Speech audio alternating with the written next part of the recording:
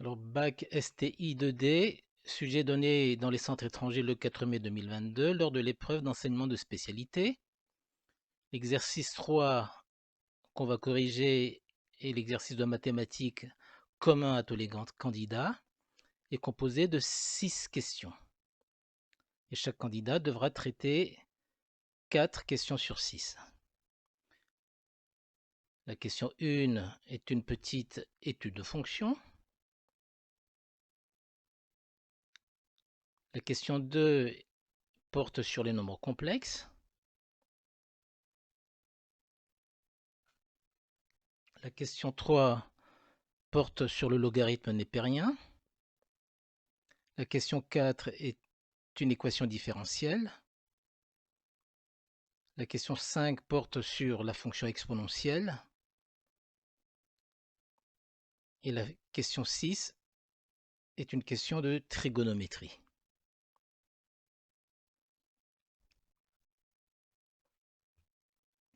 Alors, question 1, g est une fonction définie sur 0 plus l'infini. On admet que sa dérivée g' est, donc g' de t égale 6 fois e moins t fois 1 moins t. On nous demande d'étudier le signe de g' et d'en déduire les variations de la fonction g.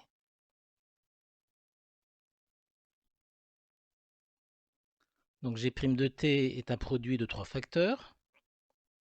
C'est égal à 6 fois exponentielle de moins t fois, entre parenthèses, 1 moins t. Alors pour connaître le signe de g', on va étudier le signe de chacun des facteurs. Le premier facteur 6 est strictement positif. Le second facteur exponentielle de moins t est également strictement positif puisque on sait d'après le cours que sa courbe représentative est strictement au-dessus de l'axe des x, quel que soit x. Donc le signe de g' va dépendre de celui du troisième facteur, 1 moins t.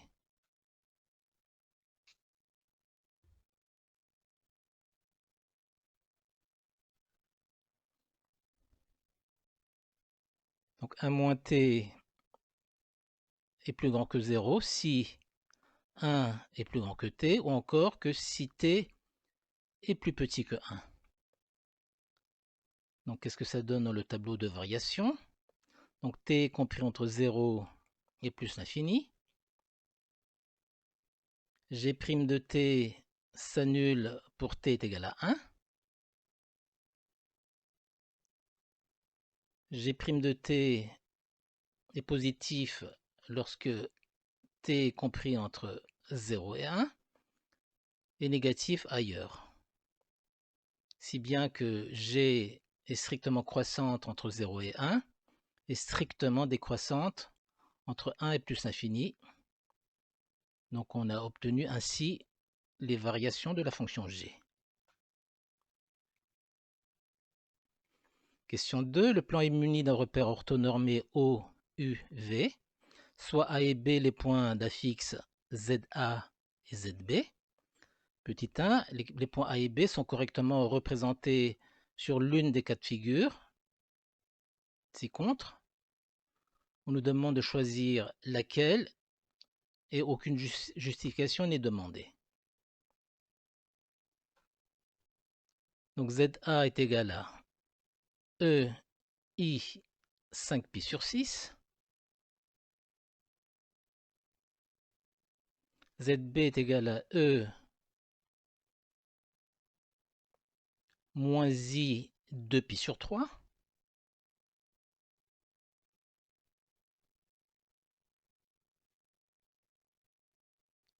Donc ces deux nombres-là, évidemment, sont des nombres qui se trouvent sur le cercle trigonométrique. On rappelle que pi sur 6, c'est 30 degrés. Ensuite, on a 2pi sur 6, 60 degrés. 3pi sur 6, 90 degrés. 4pi sur 6, 120 degrés. Et 5pi sur 6, qui est égal à 150 degrés. Et c'est l'argument qu'on recherchait. Donc le point A se trouve exactement à cet endroit. Alors, qu'est-ce qu'il en est de ZB? On regarde d'abord où se trouve moins pi sur 3, c'est moins 60 degrés. Donc, moins 2 pi sur 3 se trouve là. Et c'est l'argument de ZB. Donc, le point B se trouve à cet endroit-là. Donc, il va s'avérer que c'est la figure 2 qui va être la bonne. A et B étant situés aux bons endroits.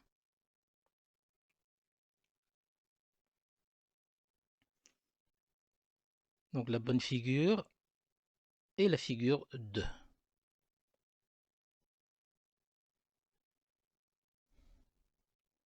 Deuxième question. Montrer qu'un argument de ZA sur ZB est moins pi sur 2.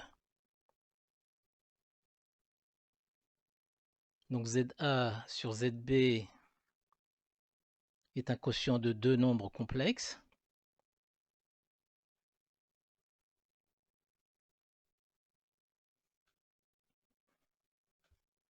Au numérateur, on a E I 5pi sur 6 et au dénominateur, on a E moins I, 2pi sur 3.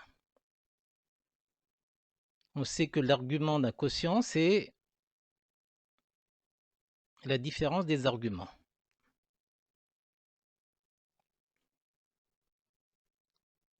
Donc l'argument de ZA sur ZB, c'est 5pi sur 6 moins 2pi sur 3. Mais moins suivi d'un moins, c'est égal à plus. Donc c'est égal à 5pi sur 6 plus 2pi sur 3. Ensuite, on va réduire tout au même dénominateur, 6. Ce qui donne 5pi plus 4pi sur 6. Donc ZA sur ZB est égal à E, I 9pi sur 6. Mais 9 sixièmes est égal à 3 demi. Donc c'est égal à E, I 3pi sur 2. On rappelle que pi sur 2, c'est 90 degrés. Ensuite, 2pi sur 2, c'est-à-dire pi, c'est égal à 180 degrés. 3pi sur 2, c'est égal à 270 degrés. Se trouve à cet endroit-là. Et c'est en même temps est égal à moins 90 degrés, moins pi sur 2. Donc une autre écriture de ZA sur ZB est E moins I pi sur 2. Et c'est ce qu'il fallait trouver.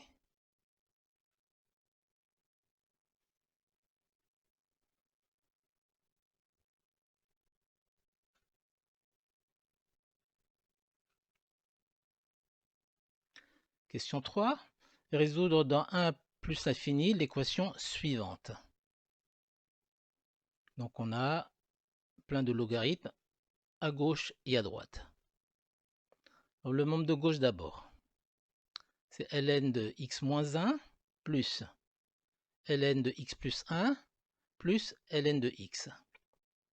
Comment on peut écrire ceci simplement? Bien, on rappelle la première propriété, la propriété additive des logarithmes. Donc c'est égal à ln de x moins 1 facteur de x plus 1 fois x. X moins 1 facteur de x plus 1 est égal à x au carré moins 1. Donc ceci est égal à ln de x au carré moins 1 fois x. Maintenant, on va voir le deuxième membre. Ln de x au carré moins 1 moins ln de 0,5. Donc d'après la troisième propriété sur le logarithme d'un quotient, c'est égal à ln de x au carré moins 1 sur 0,5. Donc c'est égal à ln de 1 sur 0,5 fois x au carré moins 1. Mais 1 sur 0,5, c'est l'inverse de 0,5, et on sait que c'est égal à 2.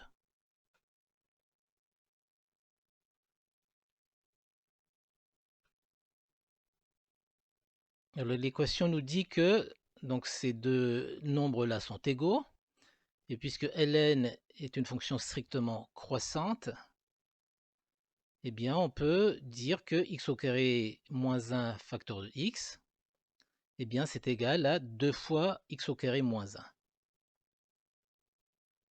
D'autre part, x au carré moins 1 est tout le temps différent de 0 vu que x appartient à l'intervalle 1 plus infini, 1 exclu.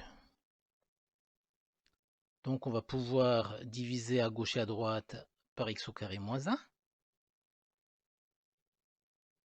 ce qui nous donne ceci. Donc on divise par x au carré moins 1 à gauche et à droite. On simplifie.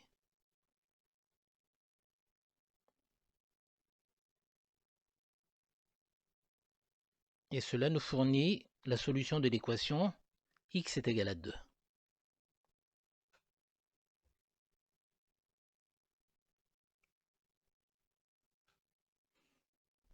Alors question 4, on considère l'équation différentielle e y' égale à moins y plus 2, déterminer l'ensemble des solutions de l'équation différentielle grand E. On rappelle que la dérivée de ex égale à ex, la dérivée de e u de x est égale à u' de x fois e u de x, et enfin e kx, sa dérivée est égale à k fois e kx. Donc les solutions, on sait que d'après le cours que les solutions de y' égale à moins y sont de la forme y égale à f de t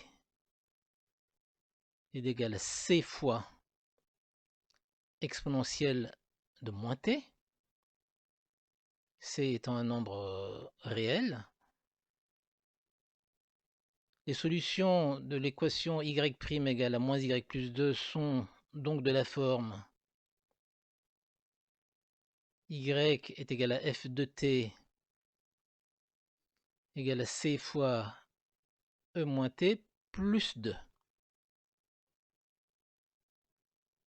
Question 2, en déduire la solution f de l'équation différentielle qui s'annule en 0. Donc on nous dit que f de 0 est égal à 0.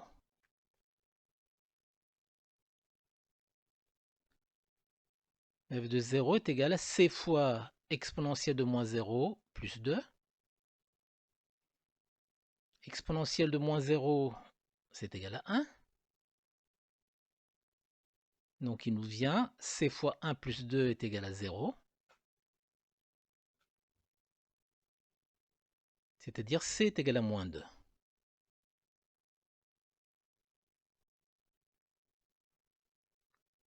Donc la solution particulière petit f de l'équation différentielle qui s'annule en 0 est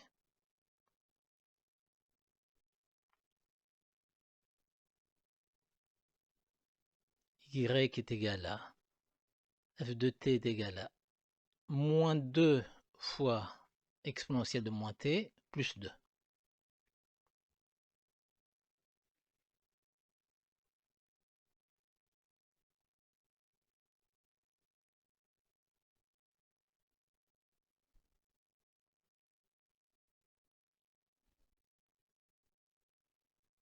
Question 5, soit la fonction f définie sur R par f de x égale x au carré moins 2 fois exponentielle de x. On nous demande de montrer que f admet cette deuxième écriture. On avait f de x est égal à x au carré moins 2 fois ex. On va factoriser l'expression par ex, ce qui fait apparaître ce premier quotient, x au carré sur ex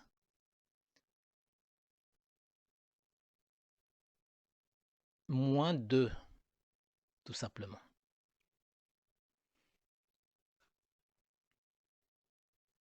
Donc ça fait ex, entre parenthèses, x au carré fois e moins x, moins 2, étant donné que 1 sur ex, eh bien on sait que c'est égal à e moins x. Et c'est ce qu'il fallait trouver.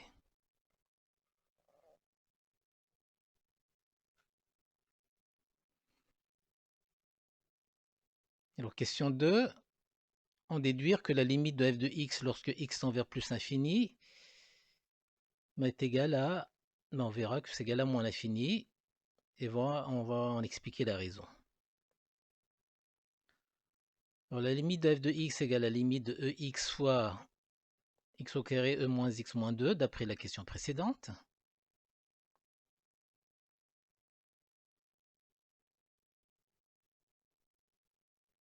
Alors on rappelle les propriétés vues en cours sur le comportement de e moins x par rapport aux fonctions x et x au carré. On sait que x au carré fois e moins x tend vers 0 lorsque x tend vers plus infini, si bien que la parenthèse tend vers moins 2 lorsque x tend vers plus infini. D'autre part, on sait que ex tend vers plus l'infini lorsque x tend vers plus infini. Donc, par produit de limite, plus infini fois moins 2 est égal à moins l'infini. Donc, par produit de limite, la limite de f de x, lorsque x tend vers plus infini, est égale à moins l'infini.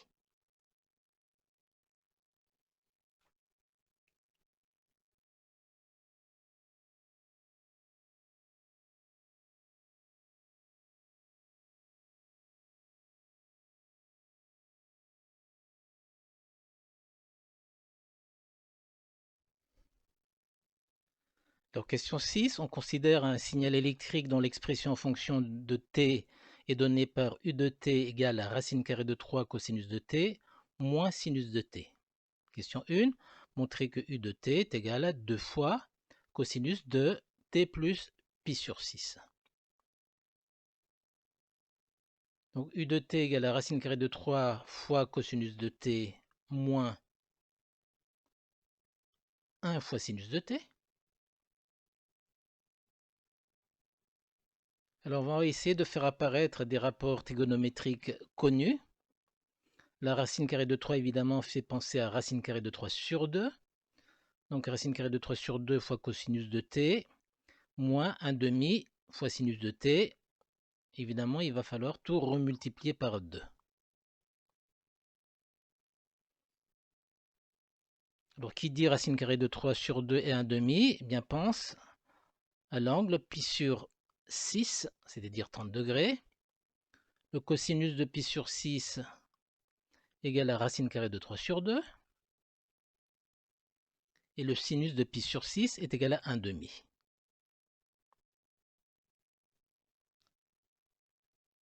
Ce qui donne u de t égale à 2 fois cosinus de pi sur 6 fois cosinus de t moins sinus de pi sur 6 sinus de t. Ensuite, on regarde dans le formulaire fourni par le sujet. Eh bien, ça ressemble à la première formule. Donc, on va appliquer la première formule qui donne cosinus de a plus b. Donc, c'est donc égal à 2 fois cosinus de a plus b, a égale à pi sur 6 et b est égal à t. Et c'est ce qu'il fallait trouver.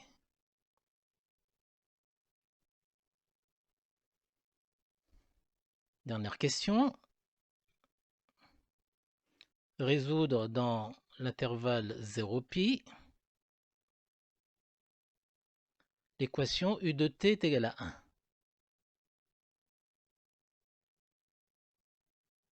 Donc l'équation u de t égale à 1 peut s'écrire d'après la question qu'on vient de faire. 2 fois cosinus de pi sur 6 plus t est égal à 1. Ce qui donne cosinus de pi sur 6 plus 1, plus t, pardon, est égal à 1 demi.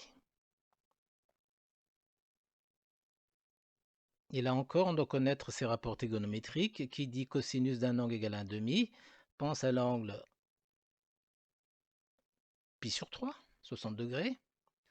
Le cosinus de pi sur 3 est exactement égal à 1 demi.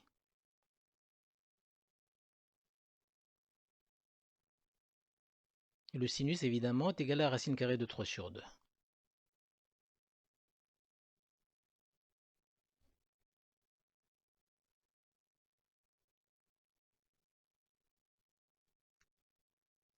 Ce qui va donner deux solutions. D'abord, pi sur 6 plus t est égal à pi sur 3 plus 2kπ.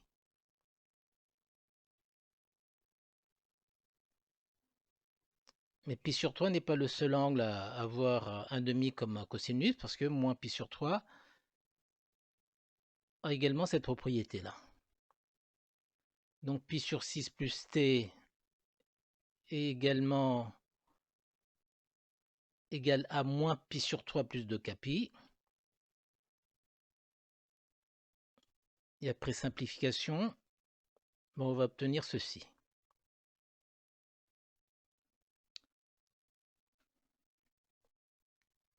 Donc t égale à pi sur 3 moins pi sur 6 plus 2k pi.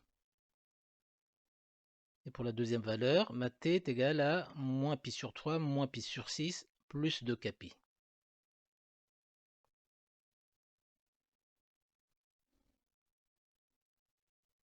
Alors pi sur 3 moins pi sur 6 est égal à pi sur 6. Et moins pi sur 3 moins pi sur 6 est égal à moins pi sur 2.